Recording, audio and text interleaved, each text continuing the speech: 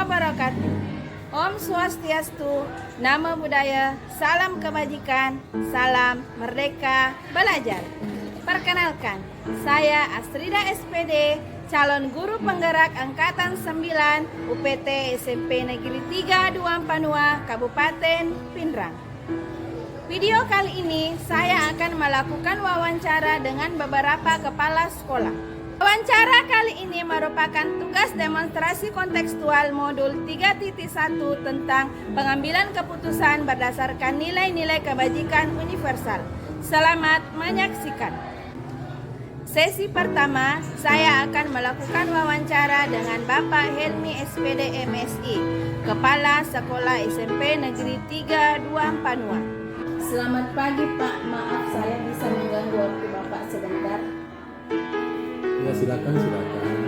Jadi ini Pak, saya mau mengadakan wawancara terkait bagaimana proses Bapak mengambil keputusan yang berbasis nilai-nilai kebajikan universal. Jadi ada beberapa pertanyaan yang akan saya sampaikan. Semoga kita dapat berdiskusi tentang pengambilan keputusan ini ya Pak. Ya. Jadi Silakan. Jadi pertanyaan pertama, selama ini bagaimana Bapak dapat mengidentifikasi kasus-kasus yang merupakan dilema etika atau kebutuhan moral? Terima kasih. Sebenarnya pertanyaan yang diberikan ini sebenarnya apa yang harus kita lakukan mengidentifikasi kasus-kasus ini, antara lain melihat beberapa perkembangan perilaku siswa di sekolah, terutama masalah pelanggaran tata tertib. Dan setelah itu kita ada beberapa siswa yang melanggar beberapa tata tertib itu, maka kita mengadakan pencatatan apa saja pelanggaran mereka itu untuk kita satukan dan kita kemudian kita adakan diskusi dengan anak tersebut tentang solusi penyelesaian apa yang dilanggar tersebut. Jadi Bapak mengidentifikasi kasus dilema etika ini dengan cara mengklasifikasikan kasus tersebut. Yang pertanyaan selanjutnya Pak, selama ini bagaimana Bapak menjalankan pengambilan keputusan di sekolah Bapak, terutama untuk kasus-kasus di mana ada dua kepentingan yang sama-sama benar atau sama-sama mengandung nilai kebajikan? Untuk pertanyaan ini sebenarnya ada dua sisi yang harus kita lihat, bahwa keputusan yang satu dengan yang lainnya itu perlu pertimbangan sehingga keputusan yang kita ambil bisa menyenangkan semua orang. Jadi untuk itu maka untuk pengambilan keputusan saya panggil semua guru, terutama wali kelas dan guru BK, untuk kita diskusikan masalah kasus itu dan kita ambil keputusan yang mana yang terbaik. Jadi terjawab juga di pertanyaan selanjutnya tentang langkah-langkah dan prosedur seperti apa. Jadi Bapak menjalankan pengambilan keputusan dengan melibatkan semua stakeholder. Iya, stakeholder yang ada di sekolah. Iya. Selanjutnya ya Pak, selama ini hal apa saja yang Bapak anggap efektif dalam pengambilan keputusan pada kasus-kasus dilema etika? Untuk langkah-langkah yang kita ambil, biasanya sebelum kita mengambil keputusan, anak yang bersangkutan kita panggil dulu, kita adakan pendekatan secara persuasif kekeluargaan, kemudian kita bina, dan kalau memang masih berlanjut baru kita adakan panggilan kepada orang tua. Saya kira seperti itu. Jadi ada tidak hal-hal yang efektif dalam pengambilan keputusan Bapak? Hal-hal efektifnya dalam pengambilan keputusan itu yang kita harapkan adalah bagaimana ada perubahan sikap dari anak tersebut tentang apa yang dilakukan tentang pelanggaran seperti itu. Hal-hal apa saja yang selama ini merupakan tantangan dalam Bapak mengambil sebuah keputusan? Sebenarnya tantangannya banyak. Jadi ada faktor eksternnya dan ada faktor internalnya. Jadi kalau faktor eksternnya kadang-kadang orang tua tidak ngerti apa kebijakan daripada sekolah itu.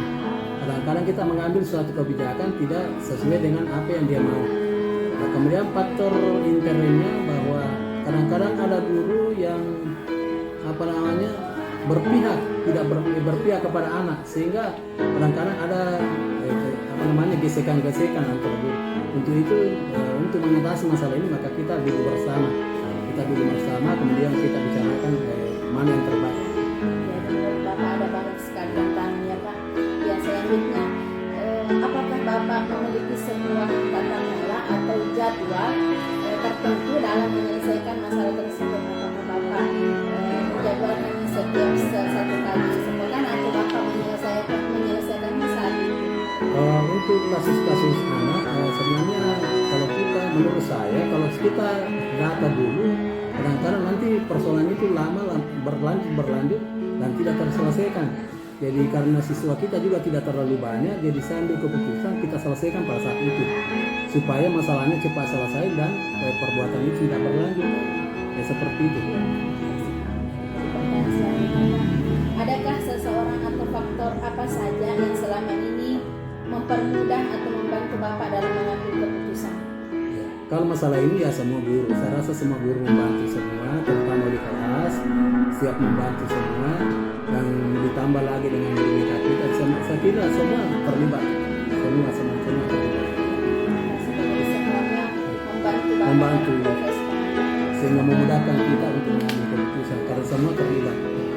Dari semua hal yang telah disampaikan ini pertanyaan terakhir Pak, kira-kira ada tidak pembelajaran yang dapat Bapak petik untuk diri sendiri ataupun untuk orang lain? Ya, kalau mengenai pembelajaran sebenarnya kalau kita mau bicarakan banyak sekali, terutama masalah pribadi, bagaimana caranya menyelesaikan satu masalah yang berbeda-beda, mengenal karakter anak yang berbeda-beda. Jadi bisa kita terapkan di keluarga, begitu juga teman-teman yang lain. Jadi ada banyak pembelajaran sebenarnya kalau kita mau pikir. Ya, terutama itu tadi. Jadi kita bisa mengenal beberapa karakternya siswa, bagaimana caranya menangani, dan bisa kita perhatikan di keluarga kita, di masyarakat. Saya kira begitu. Terima kasih Pak. Jadi jawabannya saya juga mendapatkan pembelajaran dari hasil diskusi kita. Semoga apa yang Bapak alami ketika saya nantinya mengalami situasi tersebut, saya bisa menjadikan bahan contoh untuk referensi saya. Ya. Terima kasih Pak atas waktunya. Semoga bisa bertemu di wawancara selanjutnya. Terima kasih. Waalaikumsalam. Semoga sukses. Sesi kedua, saya akan melakukan wawancara dengan Bapak Samsir SPD MPD, Kepala SMP Negeri 1 2 Panua. Selamat siang Pak. Terima kasih atas waktu yang Bapak berikan kepada saya untuk melakukan wawancara. Ini wawancara terkait bagaimana Bapak mengambil keputusan dengan berbasis nilai-nilai kebajikan universal pada sekolah Bapak. Ya, ada beberapa pertanyaan yang akan saya berikan kepada Bapak. Ini terkait kepemimpinan Bapak. Ya, Bapak sebagai kepala sekolah tentu banyak sekali hal-hal yang bersinggungan dengan moral, bersinggungan dengan perasaan kemanusiaan. Selain Bapak kepala sekolah, menjabat sebagai kepala sekolah di sini juga Bapak kalau tidak salah sebagai anggota MKKS Kabupaten. Ya, tentu banyak sekali yang kita temui, banyak sekali masalah-masalah yang ditemui di lingkungan kerja Bapak. Ya, pertanyaan yang pertama Pak, selama ini bagaimana Bapak dapat mengidentifikasi kasus-kasus yang merupakan dilema etika atau kebutuhan moral? Iya, jadi di satuan pendidikan itu memang kita menghadapi banyak terkait dengan etika dan moral dan terkait dengan perasaan. Saya sih sebenarnya selama ini kami tetap tidak bekerja sendiri. Kami di sekolah itu ada tim, kami bentuk untuk mengidentifikasi seperti yang kita tanyakan. Jadi biasanya ketika sudah ada kasus-kasus yang itu mereka yang hadapi sendirian ketika ada tantangan yang memaksa saya harus terlibat, lalu kami terlibat. Jadi kalau di sekolah kami itu proses identifikasinya itu melibatkan siswa. Jadi di pengurus proses itu dilibatkan dalam artian kita menggunakan istilah perusahaan karena siswa sendiri itu lebih paham itu kasus-kasus yang kemungkinan besar tidak diketahui dulu. Tapi ketika melibatkan siswa itu lebih gampang teridentifikasi dan identifikasi juga yang dilakukan oleh siswa ataupun guru itu dibawa ke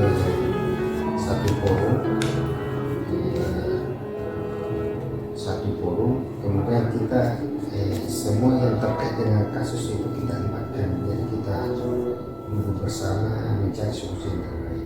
Jadi identifikasi awalnya dari kelompok yang paling terendah, paling kecil, yaitu organisasi intrasekolah Bapak. Betul. Iya. Nah, selanjutnya Pak, selama ini bagaimana Bapak menjalankan pengambilan keputusan di sekolah Bapak, terutama jika ada kasus-kasus di mana ada dua kepentingan yang sama-sama benar atau sama-sama mengandung nilai kebajikan, Pak? Iya, itu hal yang sangat dilema ketika mendapatkan kasus yang seperti itu. Masing-masing mengklaim dirinya benar, si blok sebelah mengatakan benar, blok satu mengatakan benar. Ini tentu selama ini yang kita lakukan, kita melibatkan sebanyak mungkin yang terlibat, semua yang dianggap bisa membantu menyelesaikan, kita libatkan semua dari personal. Kami karena libatkan pengurus inti OSIS, pengurus inti MPK-nya, kemudian gurunya, BK-nya, wali kelasnya, bahkan kami kadang mengundang komite. Jadi semua warga sekolah Semua dilibatkan. stakeholder, termasuk orang tua siswa, karena kita libatkan tokoh masyarakat, kita libatkan. Iya, pertanyaan selanjutnya Pak, langkah-langkah atau prosedur seperti apa yang biasa Bapak lakukan selama ini? Kalau selama ini yang kami lakukan prosedurnya, kita mulai dari identifikasi kasus, kemudian melakukan persuratan kepada yang terkait, kita menyurat, kemudian setelah menyurat kita duduk bersama untuk menyelesaikan kasus-kasus yang terjadi. Mulai dari identifikasi, jadi ada sudah kami informasi, kita menyurat yang terkait. Iya. Kemudian mengundang teman-teman guru tidak perlu disurati, hanya orang luar kita surati. Kemudian kita bersama. Jadi ada identifikasi, kemudian pemanggilan pihak-pihak terkait dengan melalui surat. selanjutnya Pak, hal-hal apa saja yang selama ini Bapak anggap efektif dalam pengambilan keputusan tersebut? Yang paling efektif itu, kalau segala keputusan saya selama ini yang saya lakukan tidak pernah mengambil keputusan sendiri.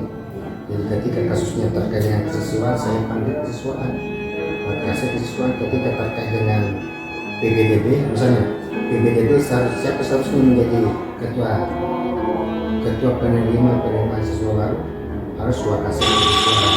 Ketika terkait dengan sarfrasnya, terhadap sarana atau sarana terkait dengan persoalan kita melibatkan masing-masing. Jadi saya selama ini mencoba melibatkan semua yang punya andil dengan persoalan itu. Hal-hal apa saja yang selama ini menjadi tantangan Bapak dalam pengambilan keputusan? Kalau tantangan selama ini kadang itu tadi, kadang kita sudah mengeluarkan satu kebijakan, tidak semua pihak menerima, kemudian kadang ada faktor luar yang kadang intervensi terhadap keputusan kita, dia menganggap bahwa itu salah, seharusnya ini yang benar. Itu tantangannya berat sekali ketika misalnya ada orang yang tidak berkompeten memasuki persoalan kita, karena kita itu yang tantangan paling berat. Iya. Memberikan pemahaman kepada semuanya. Iya betul, untuk memberikan. Kadang-kadang dia menilai berdasarkan persepsinya sendiri. Iya.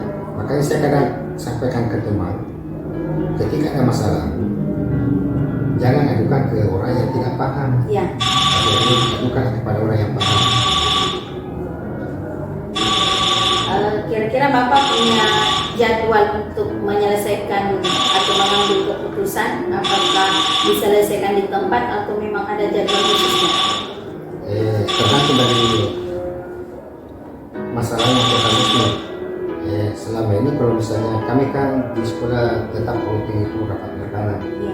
Jadi kalau misalnya kasusnya itu tidak emergensi, maka kita tampung sampai kita bicarakan di rapat berkala. Tetapi ketika misalnya itu emergensi, maka secepatnya kita harus selesaikan.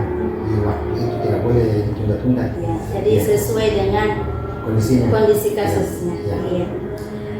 Adakah seseorang atau faktor apa yang bisa mempermudah Bapak atau membantu Bapak dalam pengambilan keputusan di kasus-kasus Bapak? Ya, teman-teman di sini alhamdulillah rata-rata berkompeten di bidangnya masing-masing.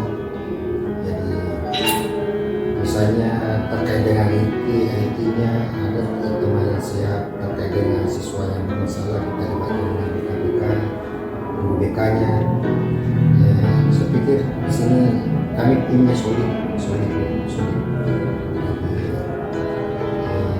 Kami terbantukan dengan teman-teman dari sekolah masing-masing. Alhamdulillah. Ini pertanyaan terakhir Pak. Dari semua yang telah Bapak sampaikan, adakah pembelajaran yang bisa Bapak petik untuk diri sendiri maupun untuk orang lain? Oh ya, jadi ini semacam statement ini akhir seperti itu. Kalau saya sih sebenarnya selalu saya sampaikan kepada teman-teman saya bahwa selalu saya katakan bahwa jangan berhenti ketika lelah, Iya. tapi berhentilah ketika sudah selesai. Iya. Artinya jangan cepat puas dengan apa yang sudah diraih. Tetaplah berusaha bekerja semaksimalnya, tidak ada kata puas. Terus bekerjalah secepat mungkin profesional mungkin. Nanti orang lain yang menilai, jangan kau yang menilai pekerjaan sendiri. Kemudian selalu bangun hubungan komunikasi yang bagus antara teman. Jangan mengambil satu keputusan ketika ada emosi. Mari kita santun semua, lakukan mengerjakan tugas masing-masing. Karena kita semua tidak ada yang sempurna. Jadi kekurangan saya ditutupi oleh kelebihan teman saya. Begitu ya sebaliknya. Ya, terima kasih Pak. Jadi perbincangan ini membuat saya mengerti pembelajaran bahwa kita manusia jangan cepat puas, harus belajar dan sesuaikan diri dimanapun kita berada. Iya. Terima kasih atas waktunya Pak. Semoga kita dapat berwawancara selanjutnya. Selamat siang Pak. Demikianlah wawancara saya bersama dengan beberapa kepala sekolah.